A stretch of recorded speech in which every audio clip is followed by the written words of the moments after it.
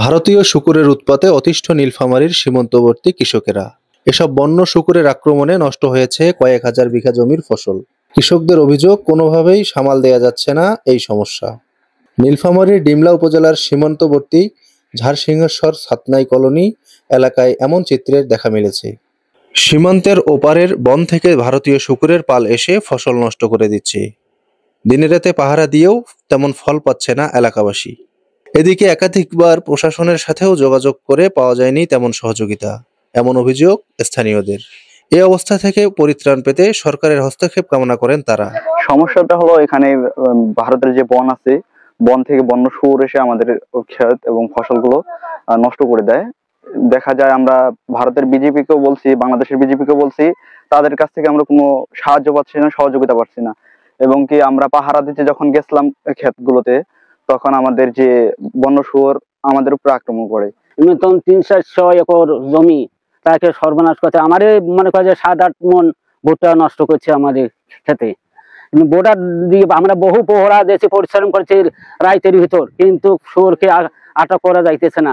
আবার যদি তাদের সামনে যায়, আবার ধাওয়া করে তারা ওই শুয়োর গুলা, কিন্তু আমরা ভয়ের কারণে তো পিটাইতে পারি না। কিন্তু বর্তমানে শুয়োরের উত্তপ খুব বেশি বাড়তেছে। ভুট্টা খেত বহু টাকা খরচ করিয়া ভুট্টা খেত আবাদ করেছি।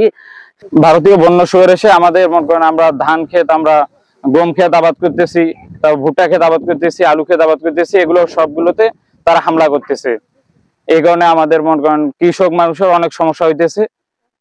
এগুলো থেকে আমাদেরকে মনে করেন কিছু যদি সাহায্য সহযোগিতা মানে প্রশাসন দ্বারা করা যায়, তাহলে আমরা অনেকভাবে উপকৃত হব। এ বিষয়ে বর্ডার গার্ড বাংলাদেশের একটি সূত্র জানিয়েছে, বিষয়টি স্পর্শকাতর হওয়ায় তারা এ নিয়ে কোনো হস্তক্ষেপ করতে পারছে না। তবে কৃষকরা চাচ্ছে এই সমস্যার দ্রুত সমাধান। ভারতীয় প্রশাসনের সাথে সমন্বয় করে সমস্যার সমাধান সহ কৃষকদের যেন ক্ষতির সম্মুখীন হতে না হয় সে বিষয়ে উদ্যোগ নেওয়ার আশ্বাস দেন উপজেলা নির্বাহী কর্মকর্তা।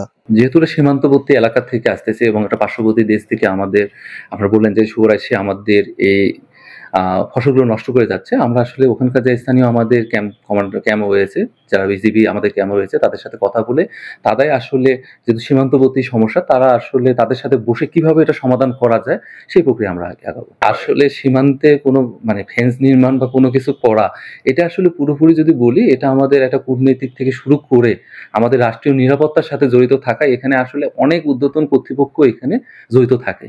এখানে আসলে স্থানীয় প্রশাসন থেকে ওইভাবে আমরা কাউকে ফেন্স বা কোনো কিছু করতে বলা হয় না, কারণ এতে অনেক সময় হিতে বিপরীত হতে পারে। সেই সিচুয়েশন থেকে যেটা সম্ভব যে কোনো ভাবে হোক আমাদের সমস্যাটা সমাধানের জন্য যে পন্থা এগানো দরকার, আমরা সেই পন্থায় আমরা কাজ করার চেষ্টা করি। সীমান্তবর্তী কৃষকদের দাবি, দ্রুত ভারতীয় শূকরদের উৎপাত থামানো না গেলে অচিরেই ধসে পড়বে এই এলাকার কৃষি। রাশেদুল ইসলাম, আপেল, সারা বাংলা, নীলফামারী।